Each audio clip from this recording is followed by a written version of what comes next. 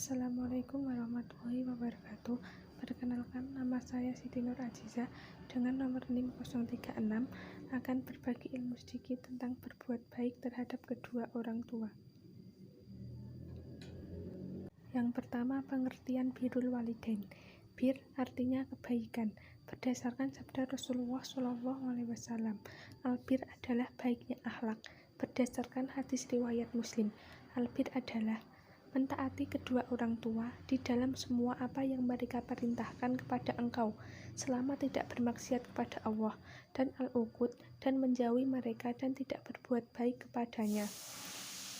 Birrul walidain artinya kebaikan-kebaikan yang dipersembahkan oleh seorang anak kepada kedua orang tuanya. Lawannya adalah durhaka kepada kedua orang tua, berbuat kejelekan, dan menyia-nyiakan hak. Hukum birrul walidain. Birrul walidain hukumnya adalah wajib, kecuali dalam hal yang haram. Dasarnya adalah Quran Surat Al-Nisa ayat 36, Quran Surat Al-Isra ayat 23, dan Quran Surat Al-Luqman ayat 14, Surat As-Sunnah, dan Ijma. Kedudukan birrul walidain. Syariat Islam meletakkan kewajiban birrul walidain menempati ranking kedua setelah beribadah kepada Allah Subhanahu wa Ta'ala dengan mengesahkannya. Birrul walidain mempunyai kedudukan yang istimewa dalam ajaran Islam.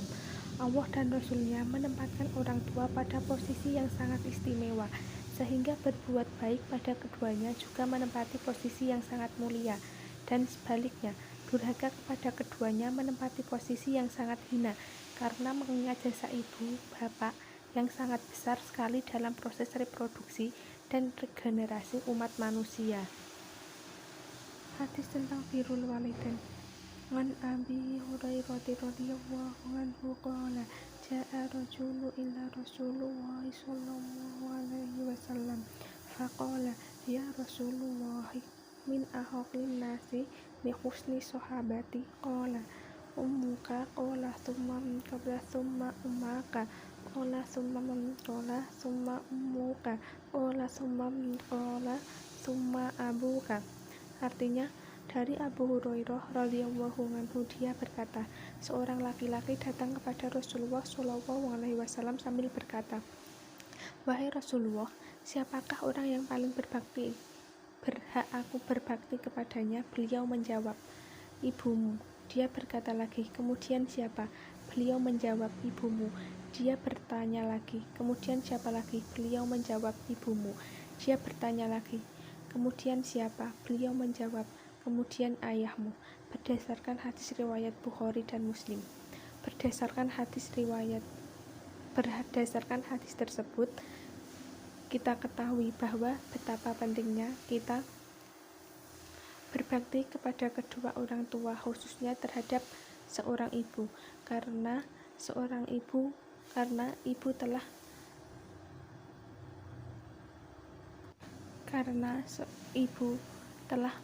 mengandung kita selama 9 tahun dan menyapih kita pada usia 2 tahun.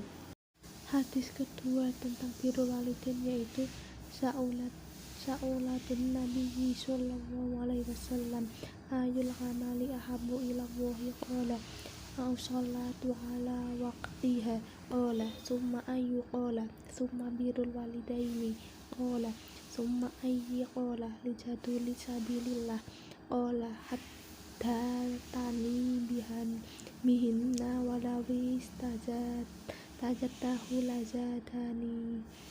Artinya, aku bertanya pada Rasulullah Shallallahu alaihi wasallam, amal apakah yang paling dicintai oleh Allah Subhanahu wa Ta'ala? Beliau menjawab, sholat pada waktunya. Lalu aku bertanya, kemudian apa lagi? Beliau menjawab, kemudian berbakti kepada kedua orang tua. Lalu aku mengatakan, kemudian apa lagi? Lalu beliau menjawab, berjihad di jalan Allah. Lalu Abdullah bin Mas'ud mengatakan, Nabi Shallallahu alaihi wasallam memberitahukan hal-hal tersebut kepadaku. Seandainya aku bertanya lagi, pasti beliau akan menambahkan atau menjawabnya. Berdasarkan hadis riwayat Bukhari dan Muslim.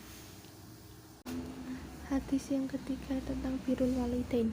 Qala Rasulullah sallallahu alaihi wasallam al-anaba'akum bil bakril kabair salasan qalu bala ya Rasulullah qala al-isyraq billahi wa nguququ walidaini wa jalasa wa kana muttaqinal wa qawlu zuru mazala yaqaruha hatta waqtulat lailitahu sakata, yang artinya Rasulullah Shallallahu Alaihi Wasallam bersabda, apakah kalian mau ku beritahu mengenai dosa yang paling besar?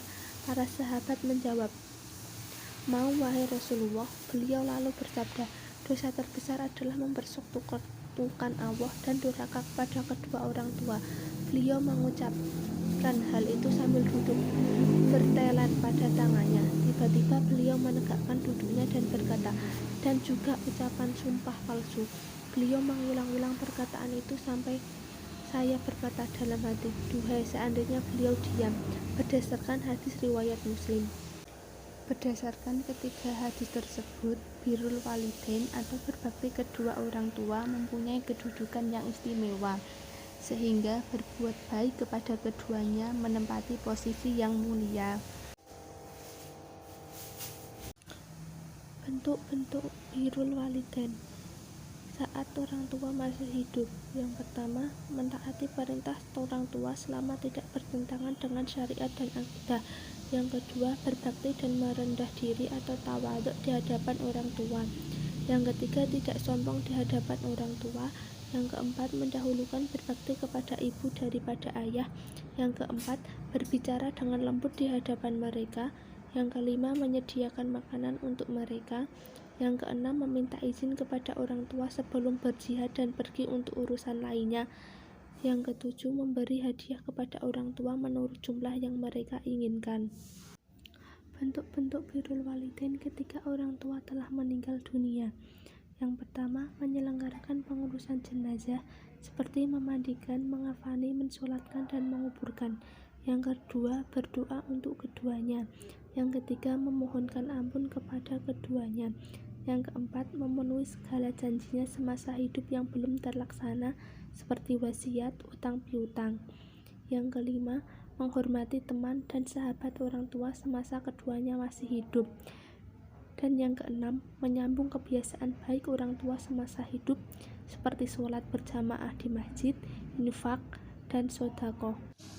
Bentuk-bentuk durhaka terhadap orang tua. Yang pertama, menimbulkan gangguan terhadap orang tua, baik berupa perkataan ataupun perbuatan yang membuat orang tua sedih atau sakit hati. Yang kedua, berkata atau cis dan tidak memenuhi panggilan orang tua. Yang ketiga, membentak atau menghardik orang tua. Yang keempat, bakhil atau kikir, tidak mengurus orang tuanya, bahkan lebih mementingkan diri sendiri. Yang kelima, bermuka masam dan cemberut di hadapan orang tua, merendahkan orang tua, mengatakan bodoh, kolot, dan lain-lain. Yang keenam, menyuruh orang tua, misalnya menyapu, mencuci, atau menyiapkan makanan. Yang ketujuh, menyebut kejelekan orang tua di hadapan orang banyak atau mencemarkan nama baik orang tua. Yang kedelapan, malu mengakui orang tuanya. Pahala bagi orang yang berbakti kepada orang tua. Pahala di dunia, dipanjangkan umurnya dan diperbanyak rizkinya, dikabulkan doanya, anak dan cucunya akan berbakti kepadanya, dicintai keluarganya dan tetangganya, dijauhkan dari mati dalam keburukan, dipuji oleh manusia dan mereka akan berterima kasih padanya, dan Allah akan meridhoinya. Pahala bagi orang yang berbakti kepada kedua orang tua di akhirat, yaitu berbakti adalah salah satu penyebab utama masuk surga. Dimasukkan surga dengan orang-orang yang pertama kali dimasukkan surga dan penebus dosa. Demikian penjelasan hadis saya mengenai berbakti kepada kedua orang tua. Kurang lebihnya mohon maaf. Wassalamualaikum warahmatullahi wabarakatuh.